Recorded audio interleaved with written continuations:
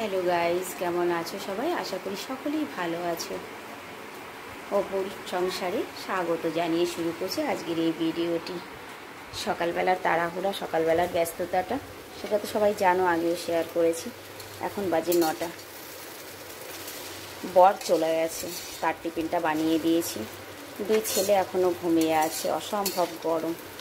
এখানে আমি ভাজি করছি ভেন্ডি আর ছোট মাছ দিয়ে, মানে ভাজি মিক্স চচ্চড়ি করছি। মাছ ভেজে রেখেছি। আর এদিকটা হচ্ছে ডাল বসিয়ে দিয়েছি। কাঁচা লঙ্কা, টমেটো, 5 ফোড়ন দিয়ে হবে মসুরির ডাল। ডাল ছাড়া তো বড় ছেলের খাওয়া হবে না, সেই জন্য ডাল বসিয়েছি। আর এখানে আছে 5 মিশালি সবজি। এটা আমি শুকনো শুকনো করে সবজিটা বানাবো। আর থাকলো কথা, ঘরের অন্য সব কাজ আজকে পড়ে আছে। ঘুম থেকে উঠে এত গরম লাগছিল, আজকে আগেই আমি স্নানটা সেরে নিয়েছি। স্নান সেরে রান্নাঘরে এসেছি, ভাবলাম এখন ধীরে সুস্থে কাজ করব। আর থাকলো ভাইজি তো আছেই, ভাইজিকে নিয়ে আজকে একটু শপিংয়ে যেতে হবে। ও একটু সরোজিনীনগর যাবে। তার ফাঁকে আমার আবার একটু অন্য কাজ আছে, সেটা আমার ঘরের বাইরে বেরোতে হবে। ওই জন্য ভাবলাম যে না, আগে সকালে স্নান সেরে রান্নাটা করে নিই, তারপরে অন্য কাজ। আর আজকে ব্রেকফাস্ট হবে একেবারে আলাদা একটা জিনিস দিয়ে।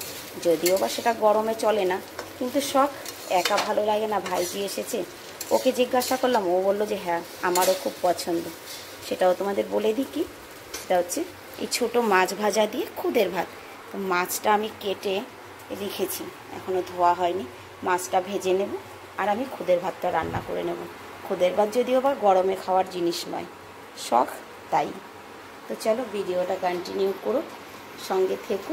আমার ভিডিও যদি ভালো লাগে লাইক কমেন্ট অবশ্যই করো। আর যদি কেউ নতুন থাকো সাপোর্ট করো, সঙ্গে থেকো।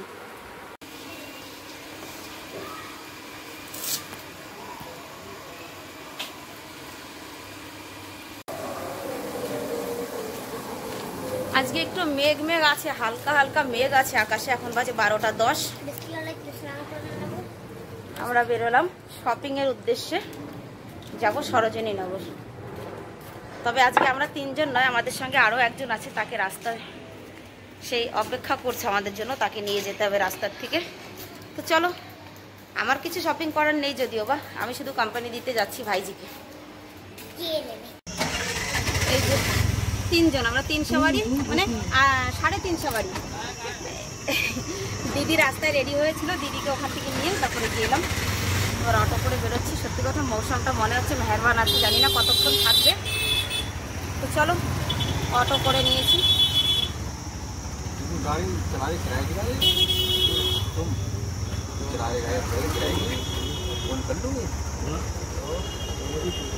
पानी वानी गिर गया क्या? नहीं, पानी वाली नहीं गिरी है। वीडियो बना रहे हो ऐसे? हाँ। लेकिन फोन को ना अंदर ही रखो।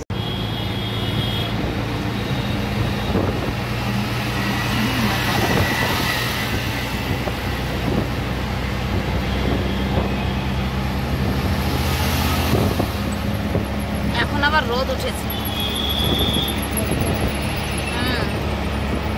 টুকরা টুকরা মেঘ না আকাশে। আমরা পৌঁছে গেছি মার্কেটে। তবে দিদিকে অনেক লেটে কল করা হয়েছিল, তো সকালে খাবার খেতে পারেনি, না খেয়ে এসেছি। এবার এই অসম্ভব গরমে রোদের মধ্যে না খেয়ে ঘুরলে গরম লেগে যাবে। তো মার্কেটে পৌঁছে সর্বপ্রথমে দিদি কিছু খেয়ে নিচ্ছে। আমিও বললাম খেয়ে নাও, তা না হলে গরম লেগে যাবে। ভেলপুরি খাচ্ছে, সঙ্গে আমার ফুচকাটাও খাচ্ছে, ও এসেছে আমাদের সঙ্গে। খেয়ে ঠান্ডা জল খেয়ে তারপরে মার্কেটে ঢুকবো আমরা। ঢুকে পড়লাম মার্কেটে।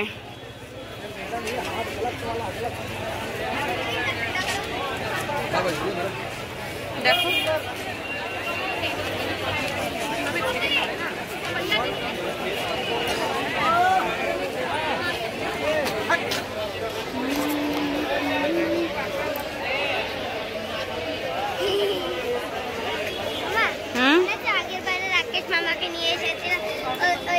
প্রিয়াঙ্কা, কি নিবি দেখ।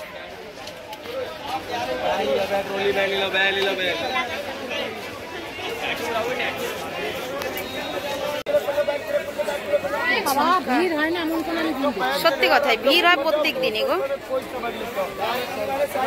100 টাকা 30 টাকা। এখন না নাহি করবেন না। অনেক কিছু কেনাকাটি করা হয়েছে, না না করে ব্যাগ পুরো ফুল। প্রিয়াঙ্কা ব্যাগটা ধর, দেখা কত কিছু কেনা, এমনকি ব্যাগও কেনা হয়েছে। দেখো ঘরের থেকে ব্যাগ নিয়ে আসা হয়নি, তখন তো ব্যাগও কেনা হয়েছে। বাস হয়ে গেছে, এখন দিদি একটা দুপাট্টা নেবে তাহলেই হয়ে যায়। চলো চলো চলো চলো, আর কিছু না।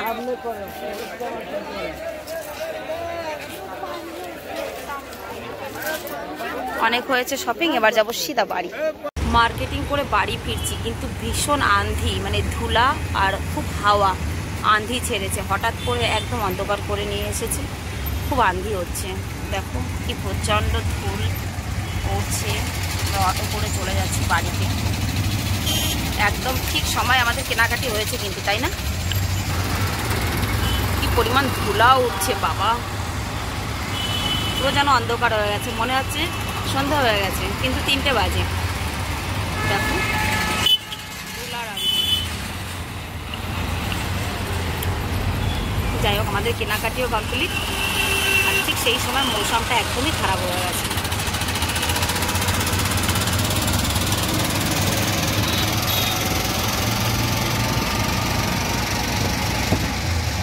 প্রিয়াঙ্কা, তুই দিল্লি আসছিস পরে আমি যেটুকু টেনশন তোর জন্য না করেছি তার থেকে বেশি কিন্তু কিচ্ছু করেছি। হ্যাঁ, এটা মানিস তো?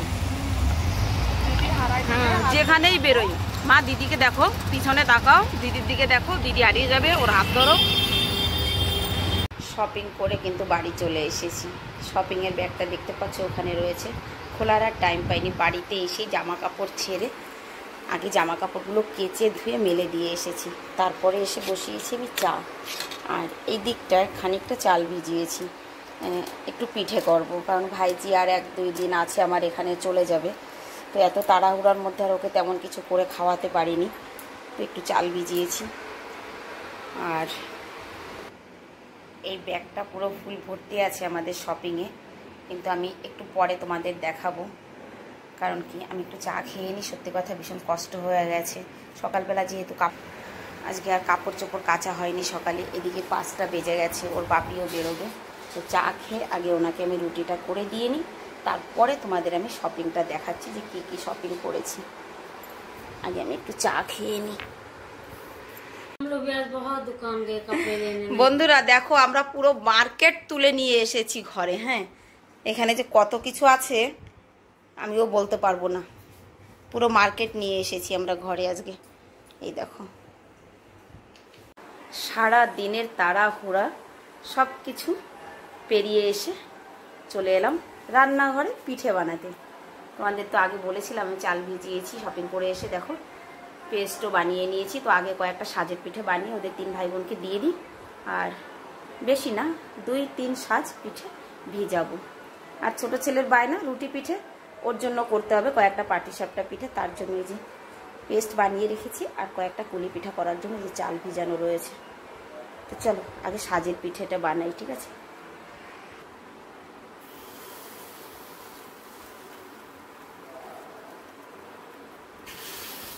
ছোট্ট ছোট্ট পিঠা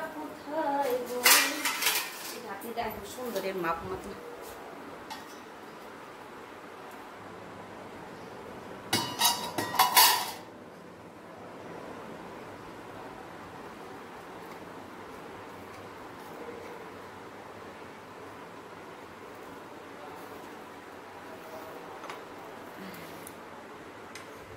খেয়ে ডাক প্রিয়াঙ্কা, ভাইদের ডাক।